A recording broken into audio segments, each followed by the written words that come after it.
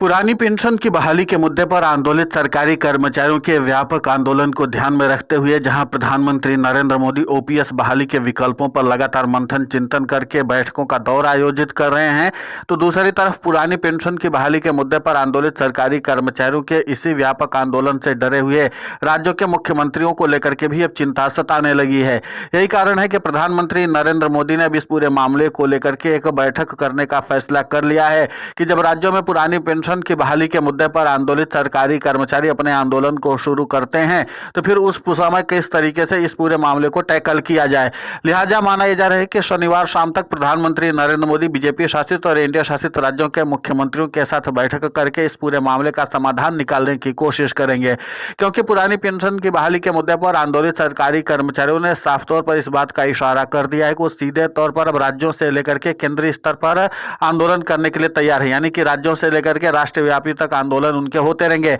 और कई राज्यों में एक साथ पुरानी पेंशन की बहाली के मुद्दे पर आंदोलित सरकारी कर्मचारी आंदोलन करते हुए नजर आएंगे। तो यही कारण है कि प्रधानमंत्री नरेंद्र मोदी लगातार इस पूरे मामले को लेकर के ज्यादा गंभीर और संवेदनशील होते हुए नजर आ रहे हैं, क्योंकि पुरानी पेंशन की बहाली के मुद्दे पर आंदोलित सरकारी कर्मचारियों ने अपने आंदोलन का बिगुल जिस तरीके से फूका है वो जाहिर सी बात है कि राज्यों से लेकर के केंद्र सरकार के लिए भी चुनौती बनती चली जा रही है। इन सब के बीच में ध्यान देने वाली बात यह है कि पुरानी पेंशन की बहाली के मुद्दे पर आंदोलित सरकारी कर्मचारियों ने अपनी एकजुटता का जबरदस्त तरीके से न सिर्फ परिचय दिया है बल्कि राज्यव्यापी और राष्ट्रव्यापी आंदोलन का ऐलान करके सरकार की सबसे कमजोर नस को भी पकड़ लिया है। ध्यान रहे कि पुरानी पेंशन की बहाली के मुद्दे पर आंदोलित सरकारी कर्मचारियों की मांगों को लेकर के जिस तरीके से प्रधानमंत्री नरेंद्र मोदी लगातार समीक्षा बैठक कर रहे हैं और इस बात की लेकर के चिंता जाहिर कर है कि किस तरीके से वैकल्पिक रास्ता निकाला जाए, और प्रधानमंत्री नरेंद्र मोदी जिस तरीके से एनपीएस और यूपीएस में किए गए सुधार के बाद से सरकारी कर्मचारियों के विरोध का सामना करें, इस बार प्रधानमंत्री नरेंद्र मोदी इस बात पर भी विश्वास नहीं कर पा रहे कि जो हम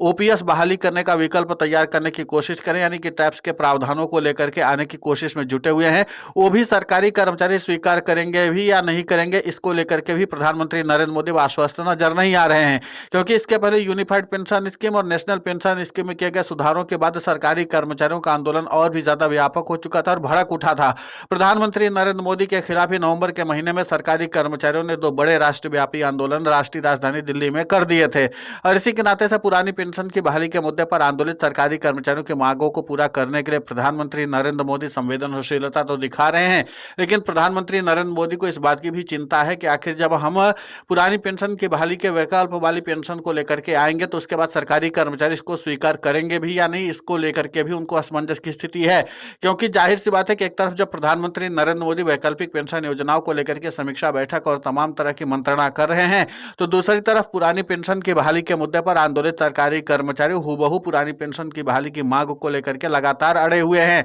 और इसी तरीके के आंदोलन को लगातार वो आयोजित करने की कवायद में जुटे हुए हैं। इसीलिए प्रधानमंत्री नरेंद्र मोदी बीजेपी शासित और इंडिया शासित राज्यों के मुख्यमंत्रियों को दिल्ली तलब कर लिया है और इस बात की जानकारी लेनी शुरू कर दी है कि वहां पर सरकारी कर्मचारियों के आंदोलन की स्थिति क्या है। क्योंकि जाहिर सी बात है कि अभी साल की शुरुआत में ही मध्य प्रदेश की राजधानी भोपाल में पुरानी पेंशन की बहाली के मुद्दे पर आंदोलित सरकारी कर्मचारियों ने 2 जनवरी 2026 को प्रदेश व्यापी आंदोलन करके सरकार की नींद को उड़ा दिया था। अब एक बार फिर से पुरानी पेंशन की बहाली के मुद्दे पर आंदोलित सरकारी कर्मचारियों ने कई राज्यों में एक साथ व्यापक आंदोलन करने का फैसला कर लिया है। ध्यान दें, पुरानी पेंशन की बहाली के मुद्दे पर आंदोलित सरकारी कर्मचारियों का आंदोलन ये तब से उग्र रूप लेता हुआ और तेज हो रहा है जब से कई राज्यों में विधानसभा चुनाव प्रस्तावित होने की संभावना जाग उठी है। आपको बता दें कि 2027 से लेकर के 28 तक में कई राज्यों के विधानसभा चुनाव प्रस्तावित है और उसके पहले सरकारी कर्मचारी अपने आंदोलन को अब नया और व्यापक रूप देने की कवायद में जुटे हुए हैं, क्योंकि सरकारी कर्मचारियों को एक बात समझ में आ चुकी है कि एक एक राज्य में अलग अलग आंदोलन करने से सफलता नहीं मिलने वाली है। अब अगर पुरानी पेंशन की बहाली के मुद्दे पर हम लोगों को निर्णायक लड़ाई लड़नी है और सरकार के ऊपर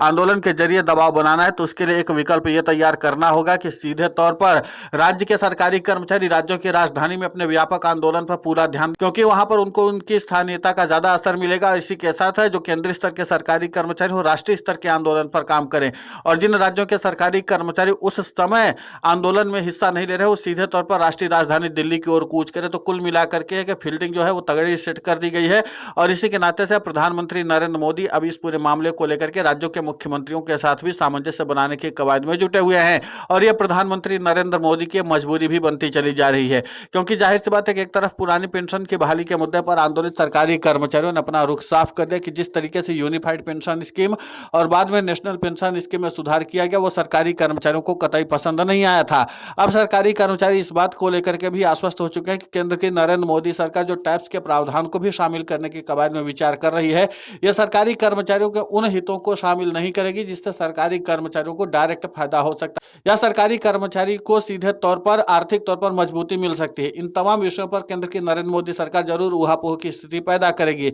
और इसी के नाते से पुरानी पेंशन की बहाली के मुद्दे पर आंदोलित सरकारी कर्मचारी हूबहू पुरानी पेंशन की बहाली की मांग पर अड़े हुए हैं। इसके अलावा पुरानी पेंशन की बहाली के मुद्दे पर आंदोलित सरकारी कर्मचारियों और उनके प्रतिनिधियों ने भी इस बात पर ज्यादा बल देना जरूरी समझा कि अभी जिस तरीके से तमिलनाडु की सरकार की तरफ से तमिलनाडु एश्योर्ड पेंशन योजना यानी टैप्स लागू की गई है, उस टैप्स को लेकर के भी सरकारी कर्मचारी इस बात को जान लेना चाहते हैं कि इसका गजट जो आएगा उसमें क्या कुछ प्रावधान शामिल किया गया है, क्योंकि अभी तक तो मोटी मोटी बातें निकल कर सामने है, कुछ बुनियादी बातों को बताया गया है। अब इसके बाद ये देखा जाएगा कि गजट में इन तमाम प्रावधानों को किस तरीके से प्राथमिकता दी गई है और यही बात को लेकर के अब सरकारी कर्मचारी सरकार के बीच में रार ठनी हुई है और राज्यों की सरकारों की भी चुनौती बढ़ती चली जा रही है। अब प्रधानमंत्री नरेंद्र मोदी शनिवार तक में इस पर बैठक आयोजित करने वाले हैं। इस बैठक में प्रधानमंत्री नरेंद्र मोदी क्या कुछ मंत्रणा बीजेपी शासित और एनडीए शासित राज्यों के मुख्यमंत्रियों को देते हैं, इस पर सभी की नजर बनी हुई। लेकिन इतना तो तय है कि पुरानी पेंशन की बहाली के मुद्दे पर आंदोलित सरकारी कर्मचारी हूबहू पुरानी पेंशन की बहाली की मांग पर न सिर्फ अड़े हुए हैं बल्कि सरकार की चुनौती को भी और ज्यादा बढ़ाना शुरू कर दिया है